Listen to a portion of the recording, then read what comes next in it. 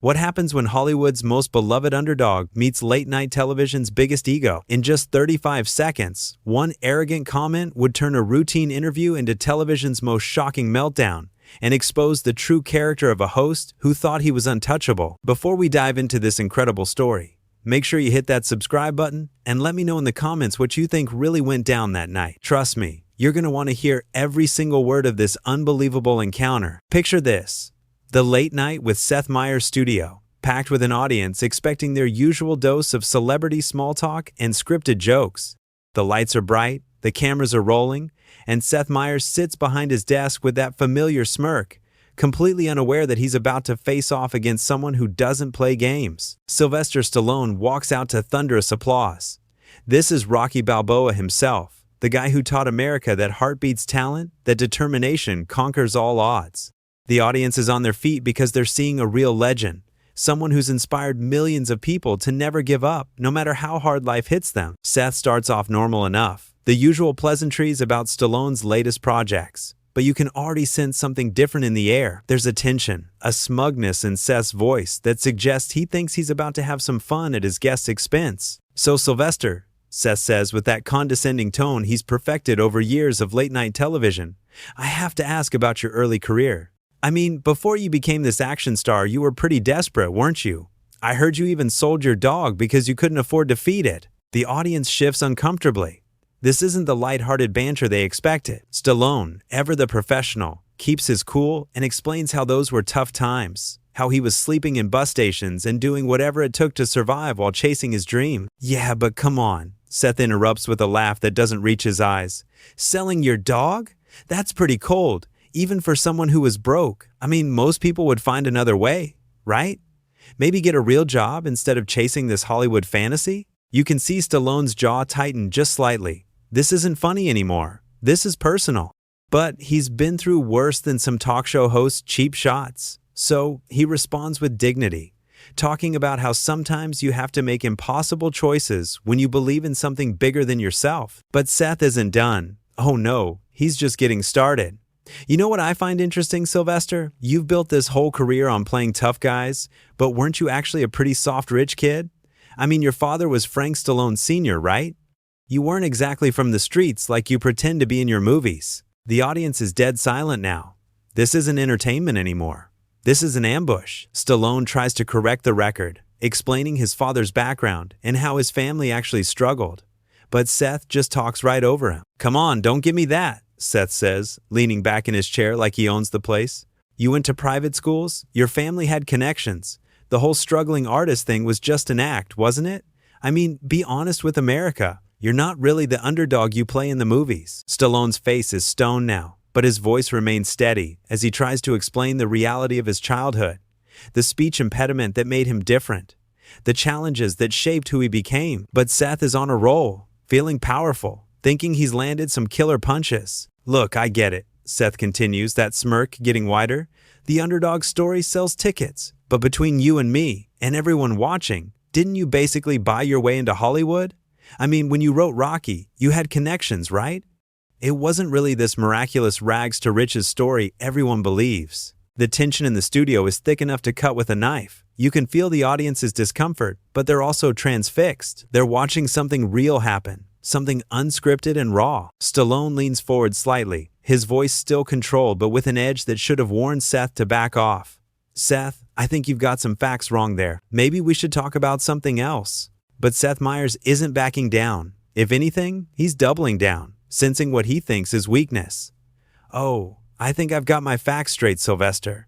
See, I do my research. I know about the family money, the connections, the whole carefully crafted image. What I'm curious about is why you keep perpetuating this myth that you are some kind of struggling everyman when the truth is so different." The words hang in the air like poison. Every person in that audience knows they're witnessing something that's about to explode. Stallone's hands are clenched now, but his voice is still measured, still trying to maintain some level of professionalism. "You know what, Seth? I came here tonight thinking we were going to have a good conversation, maybe talk about my work, connect with your viewers. I didn't come here to be attacked with lies and half-truths." Seth laughs, actually laughs, like this is all some kind of game. "Attacked? Come on, Sylvester. I'm just asking questions. Isn't that what journalism is about?" Getting to the truth behind the publicity machine? I mean, the American people deserve to know who their heroes really are, don't they? That's when Stallone's eyes narrow, and you can see decades of Hollywood politics and fake smiles finally reaching their breaking point. Journalism?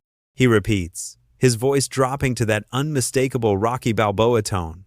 Is that what you call this? Because where I come from, journalism involves actually getting your facts straight before you start throwing accusations around. Seth's smirk falters for just a second, but then he recovers, thinking he's still in control of his own show. Well, maybe you can enlighten us then, Sylvester. Tell us about the real story. Tell us about how Daddy's money and connections helped launch your career. The audience is shifting in their seats now, some of them clearly uncomfortable with where this is heading. But Stallone isn't backing down anymore. His voice gets stronger, more passionate. You want the real story, Seth? Here's the real story. I slept in the Port Authority bus terminal for 3 weeks because I couldn't afford rent. I cleaned lion cages at the zoo just to make enough money to buy food. I wrote Rocky in 3.5 days because I was desperate, not because I had connections or family money. I sold my dog Butkus for $40 because I had no choice, and it broke my heart. Seth rolls his eyes. Actually rolls his eyes on camera, like this is all some kind of performance.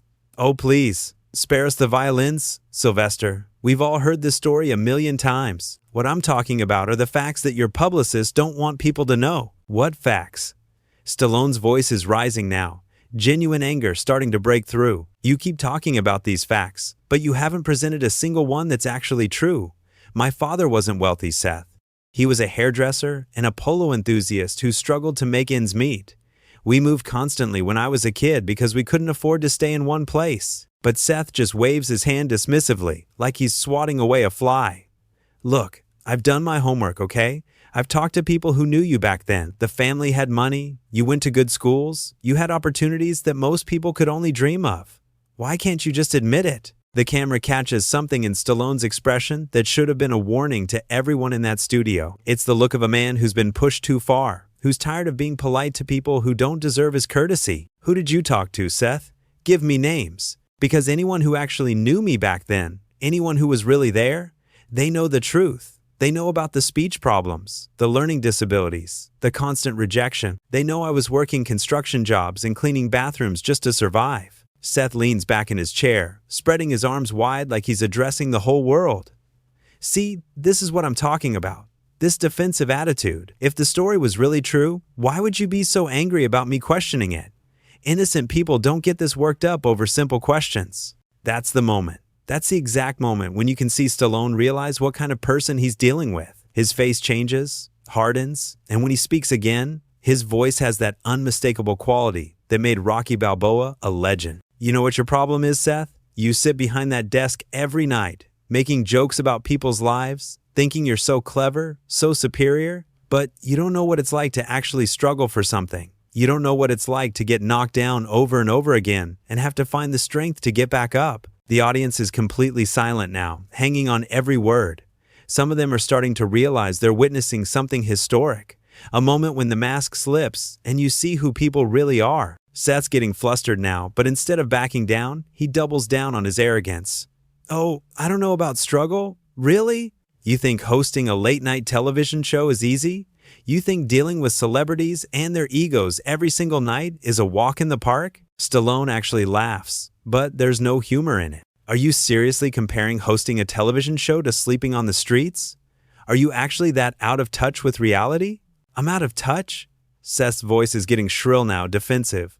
I'm not the one who's built a career on lying to the American people about my background. I'm not the one who's gotten rich by pretending to be something I'm not. That's when Stallone stands up. Not aggressively, not threateningly, but with the quiet dignity of someone who's finally had enough. The entire studio goes dead silent. You could hear a pin drop. You know what, Seth? I've been in this business for over 40 years. I've met presidents and paupers, saints and sinners, but I have never, in all that time, met anyone as small and petty as you're being right now. Seth tries to regain control, gesturing for Stallone to sit back down. Hey, let's just calm down here. We're having a conversation. This is what talk shows are about, right? Getting real, having honest discussions. But Stallone isn't sitting down. He's looking directly into the camera now, speaking to the audience at home, bypassing Seth entirely. Ladies and gentlemen, I came here tonight to talk about my new project, to maybe share some stories that would make you laugh or inspire you. Instead, I've been subjected to a character assassination based on lies and half-truths. Seth's face is red now, his composure completely shattered. Character assassination? Are you kidding me? I asked you some basic questions about your background. If you can't handle that, maybe you shouldn't be doing interviews. The audience gasps. You can actually hear them gasp, because everyone in that room knows that Seth has just crossed a line that can't be uncrossed. He's not just attacking Stallone's story anymore. He's attacking Stallone's right to defend himself. That's the moment when Sylvester Stallone transforms from polite guest to the fighter we all know and love. His voice drops to that legendary growl, the one that gave us chills in every Rocky movie. Can't handle it? You think I can't handle some punk talk show host throwing around lies? Kid, I've been handling bullies like you my whole life. The difference is, most of them had the guts to say it to my face instead of hiding behind a desk in a television studio. The audience is on the edge of their seats now. Some people are actually leaning forward, phones out, recording what they know is about to become legendary television. Seth's producers are probably having heart attacks in the control room, but there's no stopping this freight train now. Seth's mask has completely slipped off. The fake smile is gone. The practiced charm is evaporated, and what's left is an entitled brat who's never been called out on his behavior. Punk? Did you just call me a punk? This is my show, Sylvester. My show. I'll ask whatever questions I want to ask. Your show? Stallone's eyes are blazing now, and when he speaks, every word hits like a heavyweight punch. This might be your show, but these are real people's lives you're playing with. That story you're trying to tear apart, that's not just publicity material. That's my life. That's the pain I lived through, the dreams I almost gave up on, the moments that nearly broke me. The emotion in his voice is raw, genuine, and it's hitting the audience like a truck. You can see people in the front row with tears in their eyes, not because they're sad, but because they're witnessing something authentic in a world full of fake moments. But Seth can't let it go. His ego won't allow it. Instead of showing even a shred of decency, he goes for what he thinks is the kill shot. Oh, spare me the sob story, Sylvester. You're a millionaire actor. You live in mansions. You drive expensive cars.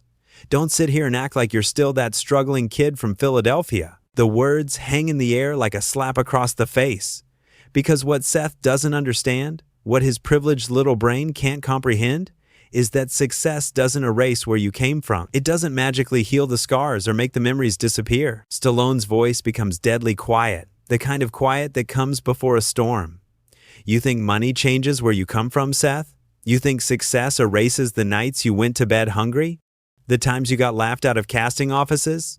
The moments when you wondered if you were fooling yourself about having any talent at all? He takes a step closer to Seth's desk, and you can see the host actually lean back in his chair, suddenly realizing he might have pushed the wrong person too far. I earned every dollar I've made, and I earned it by never forgetting that scared kid who almost gave up 1,000 times.